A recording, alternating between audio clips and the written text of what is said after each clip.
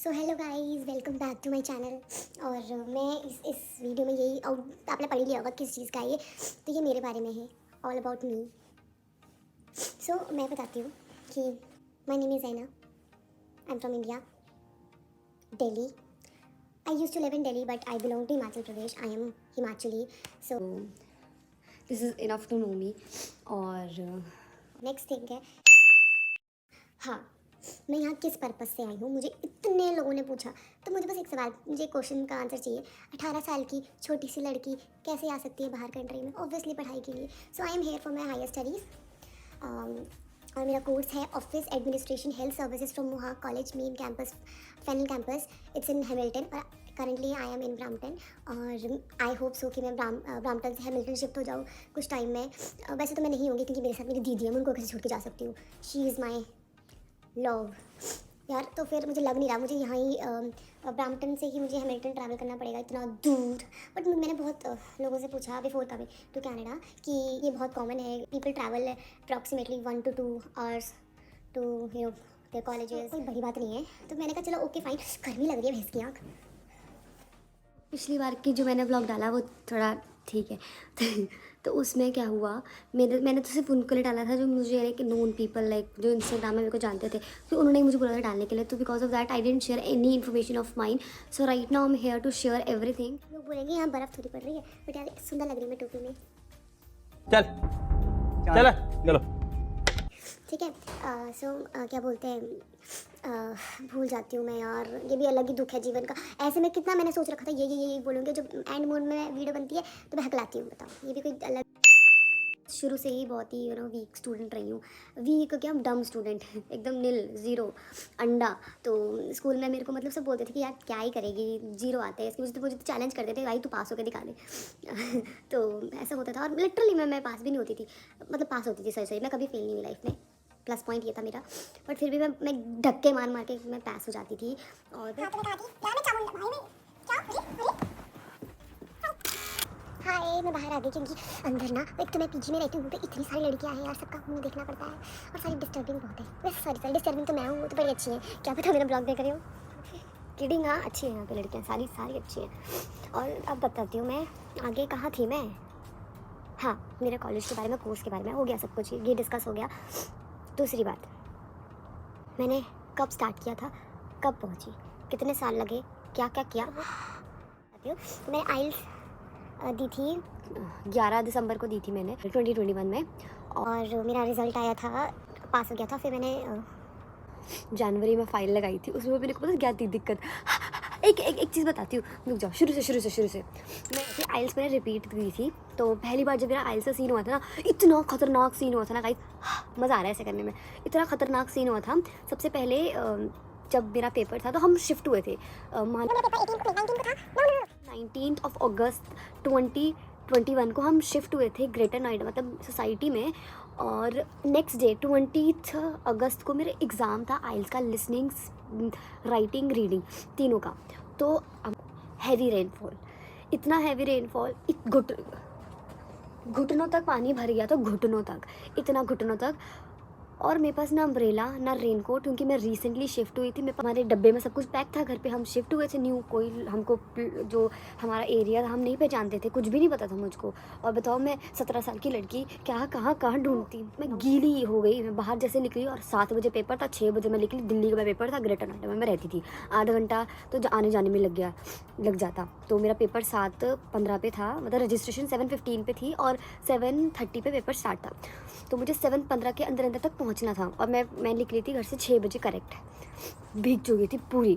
Society के गार्डों से मैंने बोला कि यार क्या हो रहा है, मुझको पेपर था। अंकल छाता दे दो। मैं ऊबर नहीं मिल रही, ना ओला मिल रहा, कुछ नहीं मिल रहा। मैं करी जा रही, बुक नहीं हो रहा। मेरे पेपर मेरा सर पे 14,000 रुपये लगा रखे, 14,700 लगा रखे थे। क्या करती, मैं रोने लग गई। मैंने कहा मेरा सब बर्बाद हो जाएगा। 14,700 रुपये दिए मैंने, भरे हैं इस पेपर को देने के लिए। तो जा फिर गार्ड अंकल बोला मैं नहीं दे रहा तुझे छाता। भाई ऐसे कर रहा है वो मेरे साथ, मतलब मैं उसको छाता चुरा ले जाऊँगी। उसने मुझे छाता भी नहीं दिया, ना रेनकोट दिया। मैंने कहा चल भाड़ में जा, भगवान देख रहा है भाई तुमको। तो फिर मैं गीले मतलब घुटनों तक पानी था, मैं चलती गई, मैंने इतना पानी था मैं चलती गई, गीली कपड़े बिल्कुल गीले। मैं फिर बाइक वाला एक आया, बाइक वाले ने क्या सीन किया मेरे साथ, मैं नहीं छोड़ रहा चल हट। भाई मैं इतनी बुरी दिखती हूँ क्या, जो वो मुझे मना करके चला गया। उसके बाद फिर एक बहुत ही भले इंसान है, मैं तो बोलूँ उसको भगवान की सारी खुशियाँ मिले। उसने मुझे एक ऊबर कार में बिठवाया वो मुझे, और फिर वो कार वाला क्या बोल रहा कि मुझे टेंपल जाना है, मैं मैडम आपको छोड़ नहीं सकता। मैंने कहा तू मुझे छोड़ दे, टेंपल जाने की नीड नहीं होएगी, तूने मदद कर दी, सबसे बड़ा पुण्य कर दिया। नहीं मैडम जी कोई बात नहीं, जाओ भैया जाओ। उसने फिर वो भी गया। फिर बड़ी मुश्किल से एक ऑटो मिला जो इतना उसने महंगा मुझे दिया। मैंने कहा चल तू जो जितने पैसे लेने तू ले ले, बस तू मुझे छोड़ दे। उसने मुझे छोड़ा, कहाँ छोड़ा उसने, वहाँ होटल है और यहाँ अलग रोड में छोड़ के चला गया। मैंने कहा अंकल पानी भरा है मैं कैसे जाऊँगी, तो फिर कि मैडम पहले आप भीग रखी चली जाओ, मेरा ऑटो गीला हो जाएगा। फिर मैंने कैसे कैसे करके अंदर गई। फिर मूवी का सीन हुआ मेरे साथ, जैसे ही सीन हुआ रजिस्ट्रेशन क्लोज। अब मैं रो रही हूँ, सर मेरा रजिस्ट्रेशन कर दो, सर कर दो। तो वो कर ही नहीं रहे मेरा रजिस्ट्रेशन, बोल रहे मैं नहीं कर सकता। मैं मम्मी पापा को नहीं बताया, मैंने उनको पता क्या बोला, मम्मी पापा मैं पहुँच गई, अभी है रजिस्ट्रेशन के लिए टाइम नहीं था मेरे पास। मैंने उनको बोला कि प्लीज़ प्लीज़ प्लीज़ मेरे रजिस्ट्रेशन कर दो। तो उन्होंने, तब जाके मैं रो रही थी, तो उन्होंने दया करी और मेरे रजिस्ट्रेशन ओपन करी, मेरे फ़ोटो खींची, मेरा पासपोर्ट स्कैन किया, मेरा मुंह देखा और अंदर भेजा। और 100 लोग थे उस हॉल के अंदर, सब मुझे घूरे जा रहे थे क्योंकि मैं पूरी गीले बाल, गीला मुंह, यहाँ से आंसू टपक रहे हैं, नाक निकले जा रहे हैं, नली छूट रही है। तो बहुत मेरा एम्बैरेसिंग भी था, इतना डर भी लग रहा था। और सोचो आइल्स के पेपर में तो तुम्हें एकदम माइंड फ्रेश होना चाहिए, तब जाके तुम आइल्स क्लियर कर सकते हो। मेरे साथ क्या सियाप पे ये, फिर भी मैंने हार नहीं मानी, मैंने पेपर दिया। मेरे को मना भी कर रहे थे क्योंकि जो ना लिसनिंग के टाइम में जो हेडफोन्स देते हैं वो वायर्स उसकी ओपन थी, तो उन्होंने बोला कि आपको करंट लग जाएगा, आप मत यूज़ करो। मैंने कहा आप दे दो, करंट लग ही चुका है मुझे अब। उन्होंने दे दिया, मैंने लिसनिंग दे दी, मेरी 7 बैंड आ गई लिसनिंग में, लेकिन रीडिंग में मैं रह गई। कैसी बैंड आई, 5। जो मेरे को रोना छूटा, मैं कहा आधी बैंड ही दे देते भाई, पहुंच जाती मैं। फिर मैंने कहा यार अब मैं कर ही नहीं रही, इतना सिचुएशन हो गई मेरे साथ, अब मेरा मन नहीं कर रहा था फिर से पेपर देने का। फिर मेरे मम्मा ने बोला कि अब तेरा सपना नहीं है हार जाना, अब मेरा सपना है। मैंने वो बात सुन के मैंने मम्मी को बोला मम्मा मैं जा रही हूँ। तो फिर मैं अकेले 17 साल की उम्र में, 17 साल की एज में मैं पंजाब ट्रैवल करा मैंने, जलंधर। और मेरे साथ बस में नहीं सॉरी ट्रेन में इतने सीन हुए, इतने गंदे लड़के थे, इतने गंदे लोग थे ना। पर फिर भी भाई मैंने पहुँच गई। 3 महीने मैंने वहाँ पढ़ाई करी, पेपर दिया, दिसंबर में क्लियर हुआ। ये आइल्स का सियापा ख़त्म। उसके बाद आता है ऑफ़र लेटर का सियापा। जनवरी 1 को मैंने तुरंत फ़ाइल लगवा दी थी एप्लीकेशन, मेरी एप्लीकेशन ही नहीं पहुंची कॉलेज में। 1 महीने बाद मुझे पता चल रहा है मेरी एप्लीकेशन ही नहीं पहुंची और गलत कोर्स में मेरा डाल दिया है नाम। और सर बोल रहा है we need to apply again miss हैना। मैंने कहा पहले पोस्ट नहीं था। फिर बोल रही we need to apply again. फिर भगवान की दया से मेरे को मैम मिली, मेरी फ्रेंड थी, मेरी आइल्स की क्लासमेट थी, उसने मुझे हेल्प करके बोला कि इन मैम से जाओ, ये मेरे रिलेटिव हैं तो इन पे हम भरोसा कर सकते हैं। तो मैंने उनसे फ़ाइल लगवाई, फ़ाइल लग गई, ऑफ़र लेटर मेरा आ गया मोहाक कॉलेज से। मैंने ना करी देरी, मैंने भरी फ़ीस में भी दिक्कत आई, लोन ही नहीं दे रहे मेरे पापा की इनकम की वजह से, लोन ही नहीं मिला हमें, लोन नहीं मिल रहा और सब कुछ हो चुका था। आइल्स दे दी भाई मैंने इतनी मेहनत करके, अब क्या करते। मेरे पापा ने कैसे करके पैसे अरेंज करे हैं।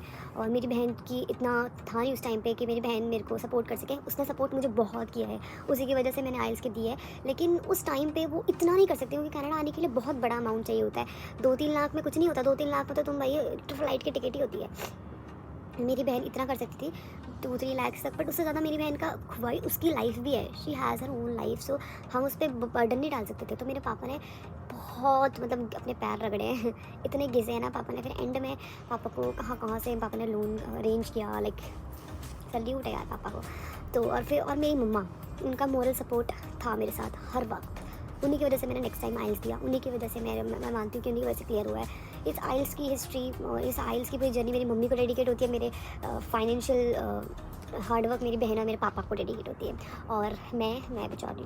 चलो फिर ऑफ़र लेटर का सीन ख़त्म हुआ, मेरे को बड़ी मुश्किल से फ़ीस मेरी अरेंज तो हो गई, लेकिन मेरा ऑफ़र लेटर का टाइम ही ख़त्म हो गया फ़ीस भरने का।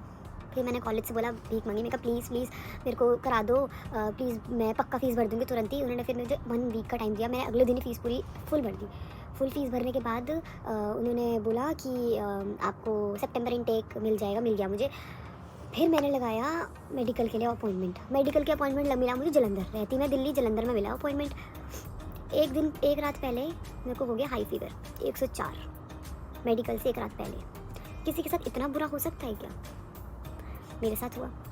इतना हाई फीवर के बाद मेरे को लग रहा है ये क्या हो गया अब, इससे अच्छा भगवान तुम मेरा IELTS क्लियर नहीं कराता अगर तुझे नहीं भेजना था मुझे। मैं तो ऐसे भगवान को कोसने लग गई थी, सॉरी गॉड, माय बैड। तो उसके बाद फिर मेरे पापा, मेरी मम्मी कह रही और खा आइसक्रीम। मैंने कहा भाई मैंने कुछ नहीं खाया इस बार, मैं तो उल्टा अपनी केयर कर रही थी, जिम वगैरह कर रही थी, खाना पीना खा रही थी। यहाँ पे बीमार पड़ गई। फिर बीमार पड़ी, फिर पापा ने मुझे हॉस्पिटल ले गए, डॉक्टर के उसने बोला कि तुम ठीक हो जाओगी, चिंता मत करो। उन्होंने मुझे दवाई दी और मैं 1 घंटे में ठीक हो गई। मैं कहा है ये क्या हो गया।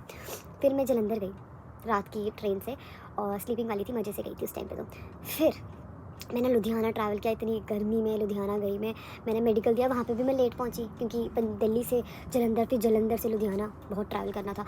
और अपनी उस टाइम पे हमारी पर्सनल गाड़ी नहीं थी, तो उसमें तो पब्लिक में तो तुम्हें पता ही है क्या क्या गड़बड़ी होती है। तो बहुत मुश्किल से वहाँ पे भी मैं लेट पहुँची। मैंने कहा सर मेरा भी कर दो, तो बोल रहे मैंने उनको बस मैं ये बोला ना कि मैं दिल्ली से आई, तो वो शांत हो गए। उनको पता चल गया क्या बेचारी ना बहुत वो करके आई ट्रैवल। तो उन्होंने मुझे ज़्यादा कुछ नहीं करा, उन्होंने मुझे बोला कि जाओ मेरा मेडिकल हो गया।